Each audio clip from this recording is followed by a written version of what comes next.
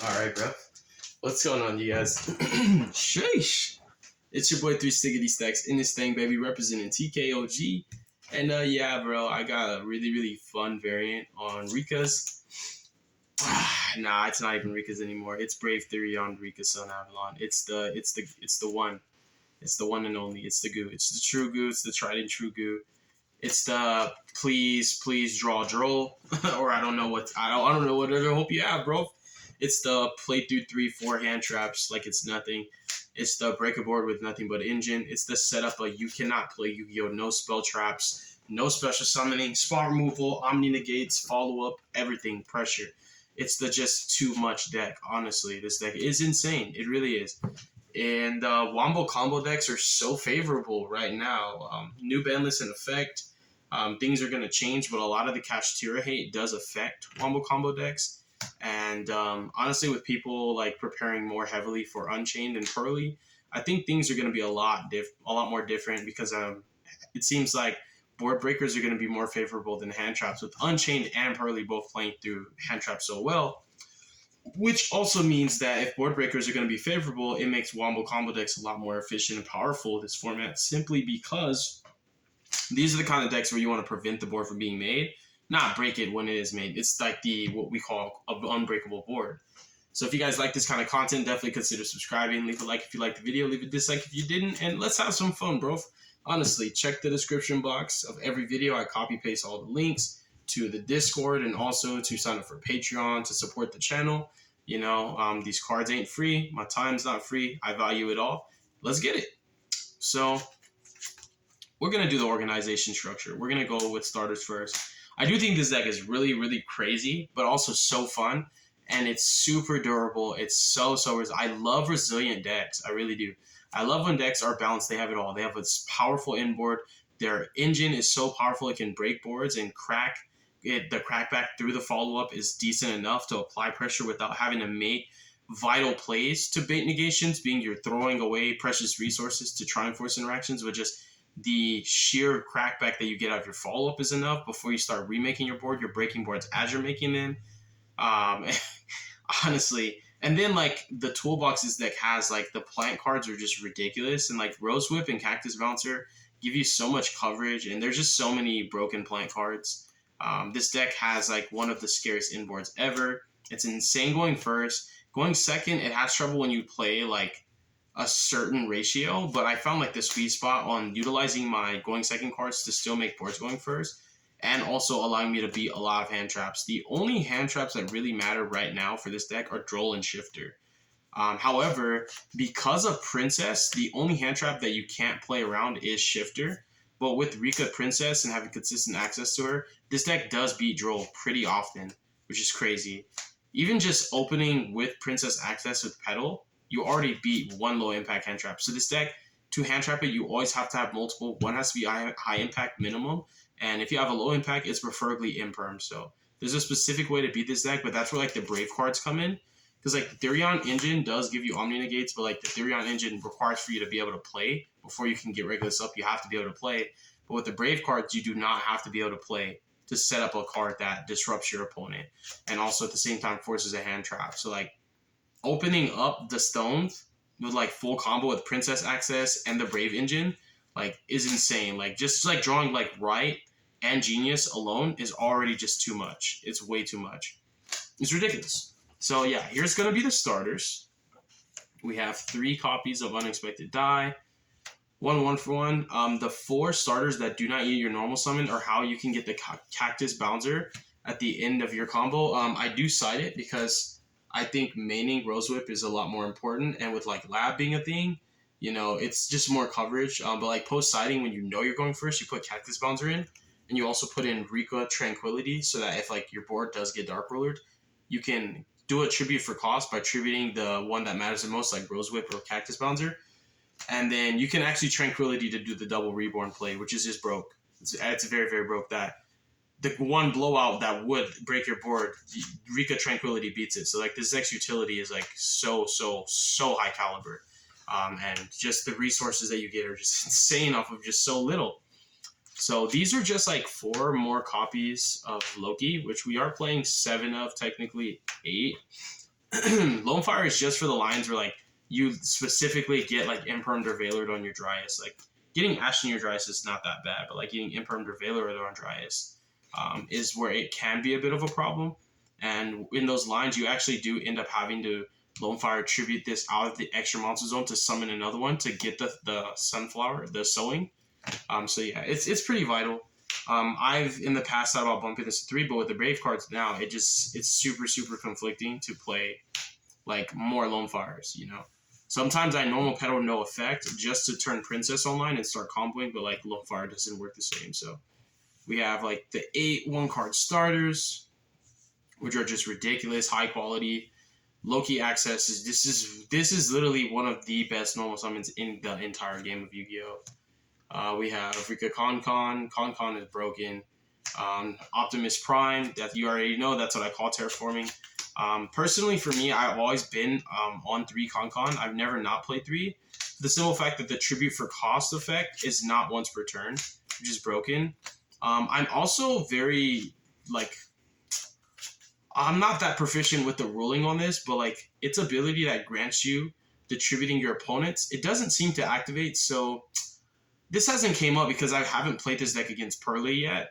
But I like to believe that you can tribute the Noir for cost, because like maybe you can't, because the effect that you're using to tribute it for cost is an activated effect, but cost is not an effect. You know, effect is an effect and cost is cost. So I'm sure somebody's gonna comment and get it right.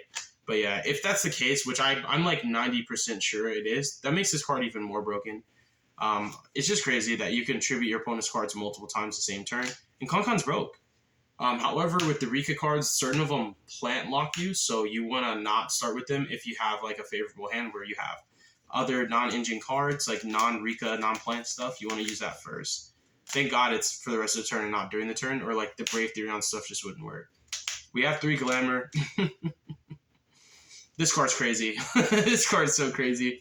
And I am playing 60, so I do like to opt for 3 RIKKA Petal. Petal is ridiculous. Even opening it, you don't have to normal summon it. In the middle of your combo, you actually can extend off of.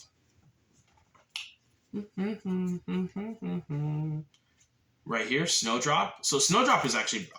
I'm getting disorganized. This deck gets me so excited. But yeah, you can extend off of Snowdrop and just get Petal anyways, and then get Petal access, because like your inboards are always going to have Princess, and you're like typically going to have the XYZ. I like to make the rank 4 and then like summon off of the rank 4 on my opponent's turn. So yeah, and I always have Sheet. So it's ideal to get access to Mudon. So you can utilize the Loki combo, do the summon, do the search for Lily Borea, which gets you Therion cards and gets you Regulus, and then the summon effect to bring out the Nicheria Rose Whip, and the Snowdrop, which you can get off of the Glamour line easily, or even if not, you can still get it through the Loki combo. You'll typically extend into Petal and just get Petal off of the Snowdrop and then still make the rank 8, which is ridiculous. So yeah. And the Glamour lines are just crazy going second when you tribute a monster. When you're able to get Petal and Loki at the same time, it makes it so much easier and so much more efficient. It's broke. The other thing that I really like about this deck is like I am playing Fenrir and I am playing the Brave cards. So it gives me free tributes for Glamour, because like Glamour gets its bonus effect like when you tribute a monster. So it's crazy. 3 copies of Mudon. Mudon is actually a starter.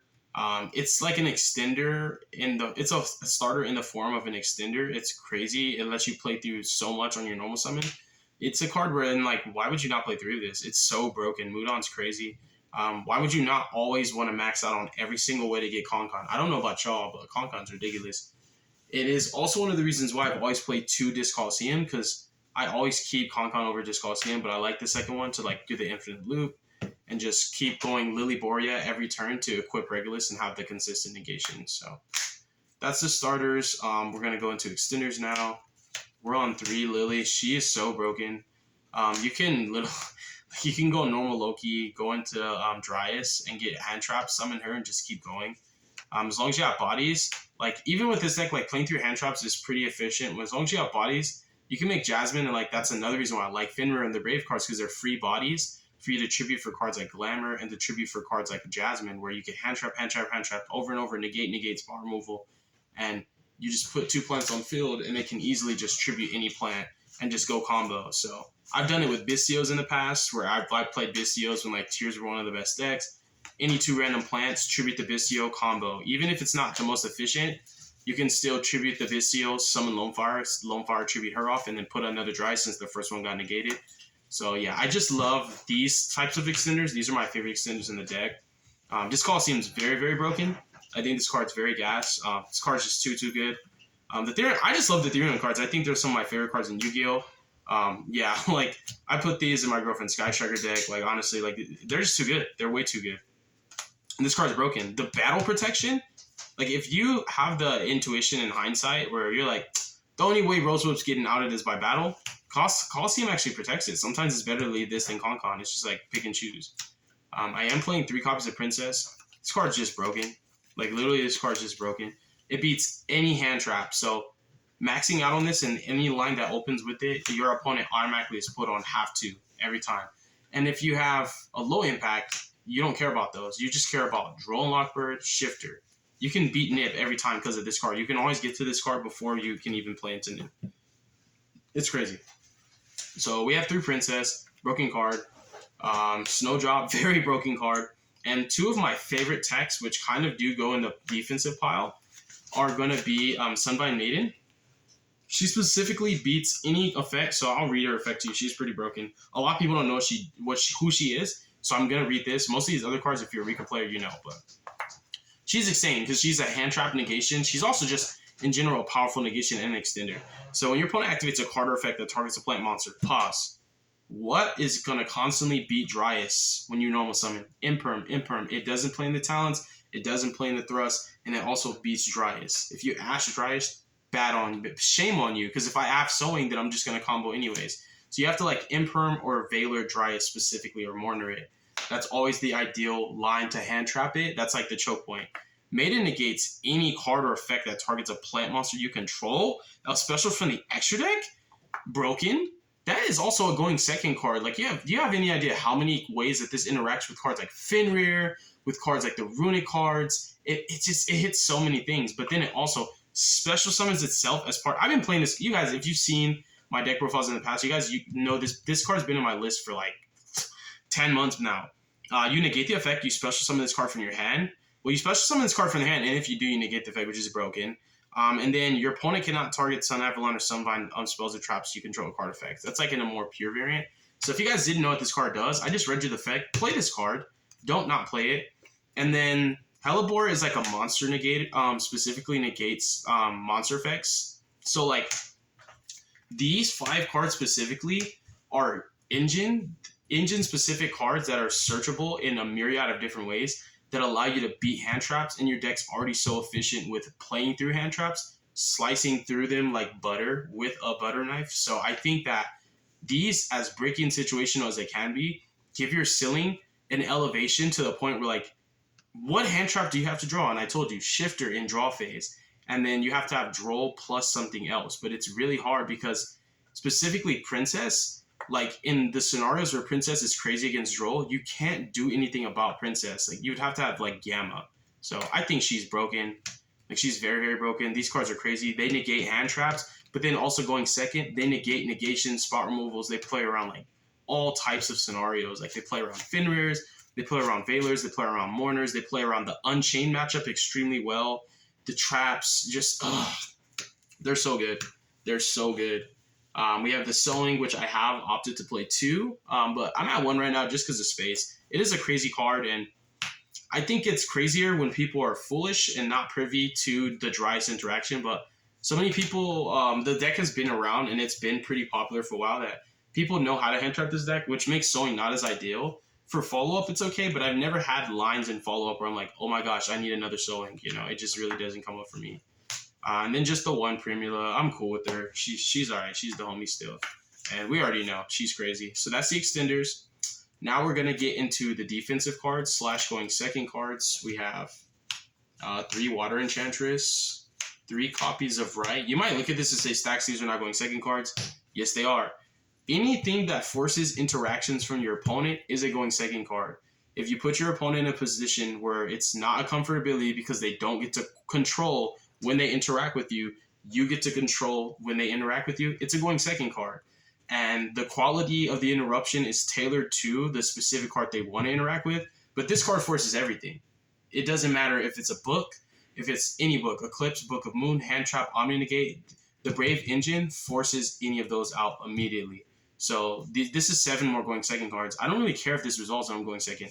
I care more about like my actual deck, like the engine. So I feel like this raises my ceiling to an extremely high, like it just elevates it going first and going second, honestly. But it raises it to an extremely high level to the point where like whenever you play it against this deck, you have to have high impact hand traps and a specific combination of them.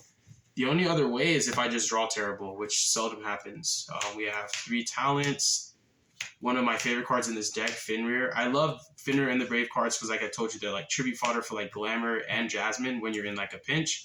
And these cards pressure boards a lot better than like low impact hand traps. Speaking of hand traps, the only ones I play are in my opinion, the most high impact hand traps you can play in this deck specifically, which is Nib and Droll. I could easily play 20 hand traps in my 60 card deck. This is how I tailored it. This is how I do it. I build my decks with me in mind. I tailor it to my playstyle. I like to have fun. I don't net deck anybody. And I feel like in my experiences, they do actually like basically like my preferences and my experiences in different matchups kind of like do change the cards that I play in my deck a lot. And these are like predicated to like every matchup dang near except like Labyrinth, but Labyrinth really isn't that bad of a matchup for this deck. Engine requirements. These are like these 7 cards that I don't ever want to draw. These 7. I'm cool with this one though. So this is a proxy for Faithful Adventure, and this is Draco Back. So I'm cool with drawing Faithful because minimum it's a Draco Back bounce, which is Gucci. But the rest of these, I just this is okay to draw too. It's not terrible because like you can summon it from hand, whatever. But like these just have no place in my hand. So another great reason for playing 60 because you have 55 other cards that you can draw. The extra deck, I play 3 Dryas. Thank you, Lord Jesus, for the tree. Like, honestly, it's so cool that this deck combos with trees. Trees are really cool. We have 2 copies of a Rosemary Jasmine. She's broken. She's literally like Isolde for this deck. Dance Peony, combo through every hand trap in the game. Healer, I play 2. I don't like Thrasher Healer. I just like double Healer. Healer comes up so much. We play Meliodas, you know, if you watch 7 Deadly Sins. We play Resurgent. He's Gucci. I don't always end on him, though. I don't like redundant boards. Redundancy, especially with this deck, like, I do like quality. I do like diversity with my interruptions. I don't want all negates. I also don't want all spot removals. Like, when you already have, like, the line that accesses Queen plus the trap and the field spell, that's like 3 spot removals.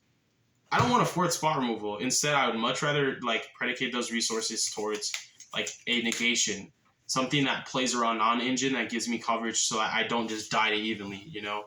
Even though like the Rose Whip is Gucci, you always want 1 soft negation, like Regulus, for example, so that when your opponent does play their 1 spell and trap, you can negate it and they can't play anymore. So it is pretty easy and pretty, like, I would say it's pretty convenient to summon this card, but sometimes I actually don't. Like, I just choose not to. We played 2 copies of Strenna. She actually is, like, the best card in the extra deck simply because, like, this deck really doesn't have follow-up in that way. Like, you have Petal, but this deck has no recursion. Like, it has no recursion, like, recurable follow-up for, like, your plant cards. And she's a big deal because she can just keep recurring your plant cards. Like, you can do like the Dante loop off of these, which is beautiful. I love this card. She's crazy. She's so cute. We play Teardrop. We're playing another tree. I love the trees, honestly. We're here for nature. And then also Alsai. This deck cannot interact with back row, bro. Like, honestly. So it's a pretty big deal for me to play Protector. This card comes up so often. It's a big deal. So thank you guys so much for coming to my deck profile. Thank you guys so much for watching. Shout outs to all the homies holding it down for me, supporting the channel. God bless you. Make good choices. Don't do drugs. Don't hurt your brain cells. Stay tuned for future content. I will be getting more duels in and stuff. I got a lot in today, and I think I'm done for the night. Peace.